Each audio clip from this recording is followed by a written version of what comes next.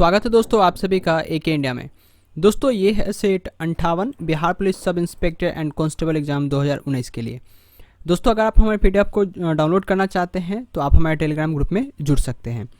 दोस्तों आज मैंने यहाँ जीके चीज़ से 15 क्वेश्चन लिए हैं। आप लोग कमेंट सेक्शन में ज़रूर बताइएगा कि आपने कितना क्वेश्चन सही किया और कितना क्वेश्चन गलत किया। ठीक है, चलिए इस वीडियो को शुरू करते हैं। दोस्तों आज का पहला प्रश्न है कि इन स्मारकों में से किसमें सेंट फ्रांसिस जोविया के अवशेषों को प्रतिस्थापित किया गया है।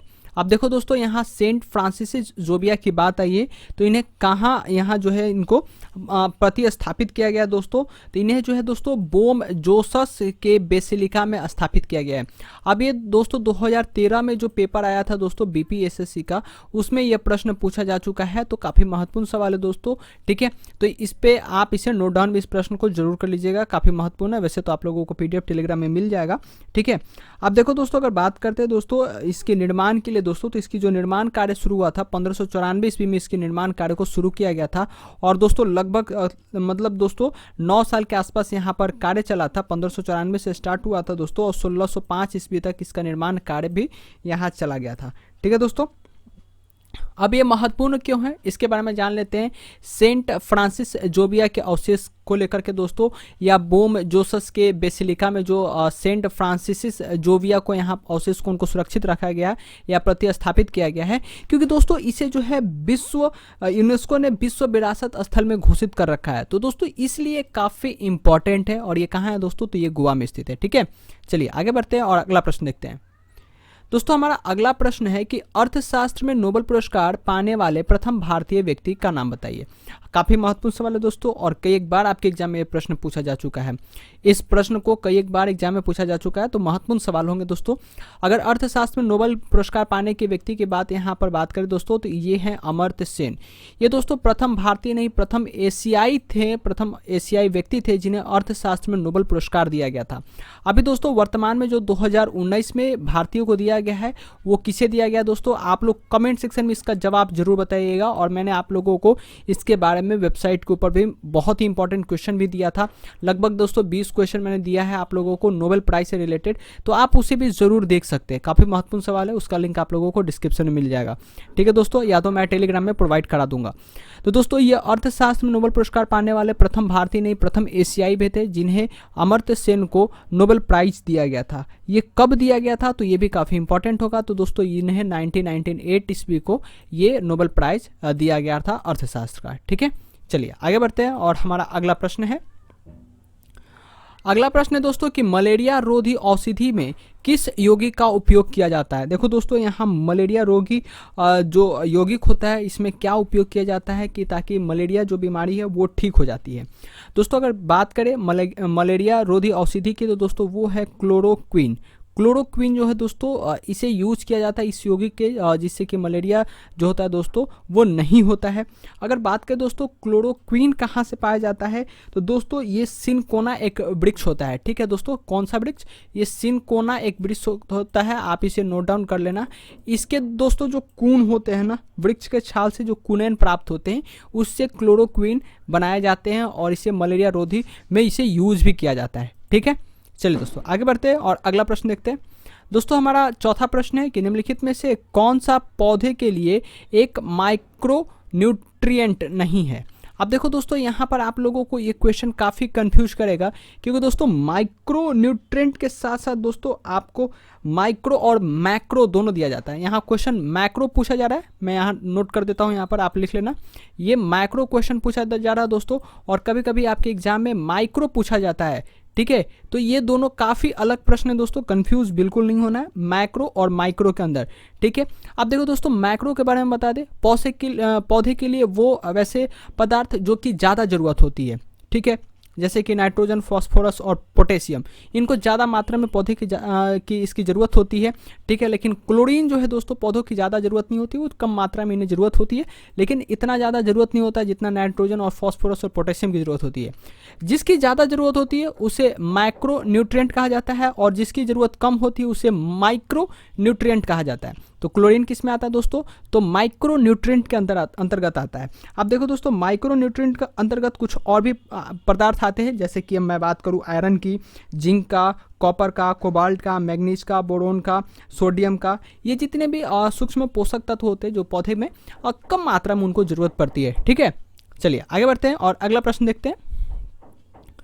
दोस्तों हमारा अगला प्रश्न है कि निम्नलिखित तत्वों में से किसका सबसे कम गलनांक है। अब देखो दोस्तों यहाँ सबसे कम गलनांक पूछा जा रहा है कि सबसे कम गलनांक यहाँ किसका है। अगर दोस्तों हम बात करें प्लेटिनियम, कार्बन, कोबाल्ट और क्रिप्टन में, तो दोस्तों सबसे कम जो गलनांक होता है दोस्तों वो क्रिप्टन का होता है। ऑप्शन नंबर डी इसका बिल्कुल सही जवाब होगा। अब क्यों दोस्तों, तो हम बात करते हैं बारी बारी से सारे की इसकी गलनांक के बारे में। अगर दोस्तों हम क्रिप्टन की बात करें गलनांक की दोस्तों, तो इसकी जो गलनांक होती है आप इसे नोट डाउन भी कर लेना, 157.4 डिग्री सेल्सियस होता है, वो भी दोस्तों माइनस में। क्रिप्टॉन का कितना होता है गलनांक, -157.4 डिग्री सेल्सियस। अगर दोस्तों हम बात करें यहाँ पर प्लेटिनियम की गलनांक, तो प्लेटिनियम की जो गलनांक होती है दोस्तों 1768 डिग्री सेल्सियस होता है, वो भी दोस्तों पॉजिटिव है ये वैल्यू। ठीक है, 1768 डिग्री सेल्सियस होता है इसकी वैल्यू। अगर हम दोस्तों कार्बन की बात करें तो कार्बन का जो गलनांक है दोस्तों वो लगभग 3550 डिग्री सेल्सियस होता है, ये काफ़ी ज़्यादा है। ठीक है, तो आप लोगों को हर एक का याद होगा तभी दोस्तों आप यहाँ पर इस क्वेश्चन का जवाब दे पाओगे। अगर वहीं कोबाल्ट की बात करें दोस्तों, तो कोबाल्ट एक रह गया, इसका लगभग 1085 डिग्री सेल्सियस के आसपास होता है। ठीक है, इसका एग्जैक्ट फिगर मुझे नहीं याद है, तो ये 1085 डिग्री सेल्सियस कोबाल्ट का होता है। ठीक है, तो कुछ इस तरीके से दोस्तों आप लोग का सारा होता है। क्रिप्टॉन का यहाँ सबसे कम है, तो इसका आंसर क्रिप्टॉन बिल्कुल सही हो जाएगा। ठीक है, अगर दोस्तों आप लोगों को किसी भी क्वेश्चन में कुछ भी प्रॉब्लम है तो आप लोग कमेंट सेक्शन में कमेंट करके पूछ सकते हो। अब देखो दोस्तों यहाँ पर प्रश्न है कि खासी जनजातियाँ कहाँ रहती है। देखो दोस्तों ये खासी जनजातियाँ कहाँ रहती है, तो इसका सही जवाब होगा मेघालय। ये मेघालय की जनजातियाँ हैं, खासी जनजातियाँ, काफ़ी महत्वपूर्ण है। और ऐसे ही प्रश्न आपके अगर एग्जाम में पूछे जाए ना तो आपका 1 नंबर ना कभी नहीं आएगा। ठीक है, तो ऐसे ऐसे प्रश्नों को याद रखना होगा। जब भी खांसी आ जाए तो आप याद रखना कि खांसी एक भी जनजाति होती है जो कि मेघालय में रहती है। ठीक है, चलिए आगे बढ़ते हैं और अगला प्रश्न को देखते हैं। दोस्तों हमारा अगला प्रश्न है यहाँ पर, ओजोन छिद्र के जैसे रसायनों के कारण होता है। ओजोन में जो छिद्र होता है किस जैसे रसायनों के कारण होता है। दोस्तों इसका सही जवाब होगा क्लोरोफ्लोरोकार्बन। काफ़ी इजी सवाल है दोस्तों, इसको CFC भी कहा जाता है, CFC। और दोस्तों ये आपके रेफ्रिजरेटर से निकलती है, तो काफ़ी हानि करती है दोस्तों। ये ओजोन जो हमारा है उसमें छिद्र करती है और उससे काफ़ी नुकसान पहुँचाती है। ठीक है दोस्तों, चलिए आगे बढ़ते हैं और अगला प्रश्न देखते हैं। अगला प्रश्न है, भोपाल गैस त्रासदी में गलती से मुक्त हुई जहरीली गैस कौन सी थी। देखो दोस्तों जो भोपाल गैस त्रासदी हुआ था, मैं आपको भोपाल गैस त्रासदी के बारे में थोड़ा सा बता दूं, इन्फॉर्मेशन दे दूं। दोस्तों ये कब हुआ था, 3 दिसंबर को हुआ था। 3 दिसंबर कब हुआ था, 1984 ईस्वी को ये भोपाल गैस त्रासदी हुआ था। इसमें काफ़ी सारे लोगों को यहाँ जान चली गई थी इस गैस त्रासदी के कारण। और कौन सी गैस यहाँ निकली थी, और वो दोस्तों गैस जहरीली थी जो लीकेज हुआ था दोस्तों। तो वो गैस था दोस्तों मेथिल आइसोसाइनाइड। ठीक है दोस्तों, एक जहरीली गैस थी। ठीक है, तो दोस्तों ये गैस यहाँ से लीकेज हुआ था और काफ़ी सारे लोगों को ये यहाँ पर इसकी मृत्यु भी हो गई थी इसके कारण। ठीक है, चलिए आगे बढ़ते हैं और अगला प्रश्न देख लेते हैं। दोस्तों हमारा 9वां प्रश्न है, किस देश में कोयले का सर्वोच्च भंडार है। अब देखो दोस्तों यहाँ सर्वोच्च भंडार पूछा जा रहा है कि सबसे ज़्यादा सर्वोच्च भंडार कहाँ है। तो देखो काफ़ी महत्वपूर्ण सवाल है और यहाँ पर इन सभी कंट्री के बारे में जानेंगे कि कितने नंबर पे आते हैं। दोस्तों सबसे पहले बात करें तो हमारा USA सबसे ज़्यादा इसके पास भंडारण क्षमता है, USA के पास कोयले का। ठीक है दोस्तों, अब उसके बात करते हैं दोस्तों, दूसरे नंबर पे आता है आपका रसिया दूसरे नंबर पे आता है। तीसरे नंबर पे बात करें दोस्तों तो तीसरे नंबर पे आपका चीन आता है। और भारत यहाँ कितने नंबर पे आता है, तो 5वें नंबर पे आता है। ठीक है, और चौथे नंबर पे कौन आता है दोस्तों, तो चौथे नंबर पे ऑस्ट्रेलिया आता है दोस्तों। कौन आता है, ऑस्ट्रेलिया आता है चौथे नंबर पे।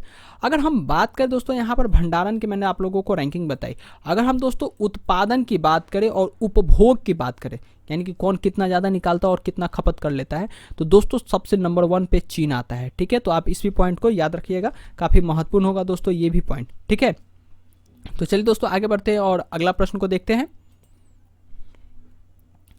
दोस्तों हमारा 10वां प्रश्न है कि शुक्र ग्रह से, शुक्र जो है दोस्तों सूर्य से कौन से नंबर पे ग्रह है।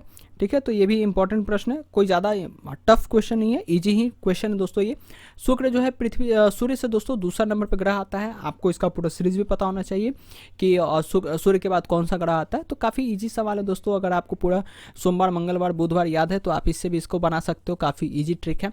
अगर बात करते हो दोस्तों, सबसे पहले आपकी आती है बुध, दूसरे नंबर पर शुक्र, तीसरे नंबर पर पृथ्वी, चौथे नंबर पर आपकी मंगल, पाँचवें नंबर पर बृहस्पति, छठे नंबर की बात करते हो शनि, सातवें नंबर पर अरुण और आठवें नंबर पे वरुण आता है। तो दोस्तों इस पॉइंट को आप याद रखिएगा, आपके एग्जाम में पूछा जा सकता है। कभी कभी पूछा जाता है कि इनर प्लैनेट कितना होता है, तो टोटल 8 प्लैनेट है। 8 प्लैनेट में जो 4 प्लैनेट है दोस्तों, 4 के इधर प्लैनेट और 4 के इधर प्लैनेट जो हो जाएंगे, जो 4 अंदर है दोस्तों आपके बुध, शुक्र, पृथ्वी और मंगल, वो इनर प्लैनेट हो गए। और उसके बाद दोस्तों बृहस्पति, शनि और अरुण और वरुण वो आउटर प्लैनेट हो गए, ठीक है। तो ये भी आप पॉइंट याद रखिएगा, आपके लिए एक्स्ट्रा ये पॉइंट था, ठीक है। चलिए आगे बढ़ते हैं और अगला प्रश्न देख लेते हैं। अब देखो दोस्तों, यहाँ पर राजधानी से संबंधित प्रश्न है कि ऑस्ट्रेलिया की राजधानी क्या है। काफ़ी इजी क्वेश्चन है दोस्तों। ऑस्ट्रेलिया की राजधानी की बात करें दोस्तों तो ऑप्शन नंबर बी कैनबरा इसका बिल्कुल सही जवाब होगा। लेकिन दोस्तों अब थोड़ा क्वेश्चन को हम यहाँ पर टफ बनाते हैं। क्यों? बात करते हैं कोपेनहेगन जो है दोस्तों वो कहाँ की राजधानी है, एथेंस कहाँ की राजधानी है और हेलेंसिकी कहाँ की राजधानी है, ठीक है। अगर दोस्तों हम बात करें कोपेनहेगन की तो दोस्तों ये डेनमार्क की राजधानी है। कहाँ की? डेनमार्क की। आप लोग इसे नोट डाउन भी कर सकते हो, ठीक है। कोपेनहेगन कहाँ की है? डेनमार्क की है। अगर वहीं एथेंस की बात करें तो एथेंस कहाँ की राजधानी दोस्तों, तो ये एथेंस जो है ग्रीस की राजधानी है, ठीक है। अगर हेलेंसिकी की बात करें दोस्तों तो हेलेंसिकी कहाँ की राजधानी है, तो दोस्तों ये फिनलैंड की राजधानी है, ठीक है। तो इसी तरह का हर एक क्वेश्चन के ऑप्शन बेस पे दोस्तों जितने भी क्वेश्चन निकल के आए उन सारे क्वेश्चन के कीजिए, काफ़ी महत्वपूर्ण होगा आपके आगामी एग्जाम के लिए दोस्तों। जरूरी नहीं है कि आपके बिहार पुलिस के एग्जाम के लिए इंपॉर्टेंट हो, आप एक बार तैयारी करो तो ऐसा तैयारी कर लो यार कि आपका हर एक क्वेश्चन यहाँ अटेम्प्ट हो जाए, ठीक है। अब दोस्तों बात करते हैं कि 12वां क्वेश्चन है कि अशोक राजवंश के सम्राट थे। अशोक किस राजवंश के सम्राट थे दोस्तों? इसका सही जवाब होगा मौर्य। मौर्य के राजवंश के सम्राट थे, ठीक है। अगर अशोक के पापा का नाम क्या था, तो अशोक के अगर हम बाप के नाम की बात करें दोस्तों तो अशोक का जो बाप का नाम था दोस्तों वो था बिंदुसार, यानी कि बिंदुसार का बेटा था। और दोस्तों अशोक जो था दोस्तों वो चंद्रगुप्त मौर्य का क्या था? पौत्र था। अशोक क्या था? चंद्रगुप्त मौर्य का पौत्र, यानी कि इसका पोता था, ठीक है। किसका पोता था? तो चंद्रगुप्त मौर्य का ये क्या था? पोता था, ठीक है। चलिए दोस्तों आगे बढ़ते हैं और अगला प्रश्न देख लेते हैं। दोस्तों हमारा अगला प्रश्न है कि किस मुगल सम्राट ने अपने पिता को कैद और अपने भाइयों को मार डाला था? पिता को कैद करवा दिया था और भाइयों को मार डाला था दोस्तों, तो वो था दोस्तों औरंगजेब। औरंगजेब ने क्या किया था? अपने पिता को यहाँ जेल में डलवा दिया था और अपने सारे भाइयों को मार दिया था दोस्तों। और वो क्या किया था? सिंहासन पे वो बैठ गया था। और दोस्तों ये मुगल सम्राट के छठा बादशाह था, ठीक है। कौन? औरंगजेब, ठीक है। चलिए आगे बढ़ते हैं और अगला प्रश्न देख लेते हैं।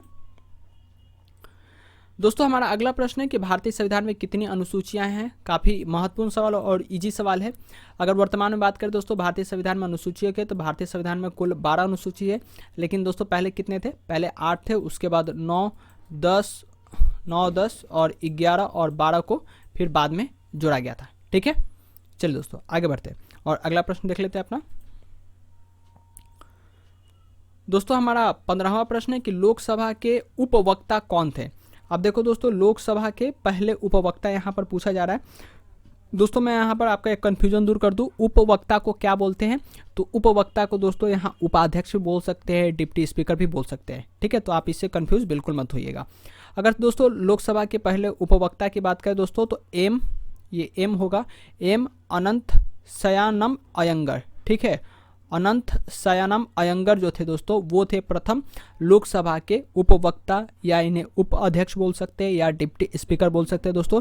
इनकी जो कार्यकाल थी दोस्तों 1952 से लेकर के 1956 तक था, ठीक है। तो ये भी पॉइंट आप लोगों को याद रखना है, ठीक है दोस्तों।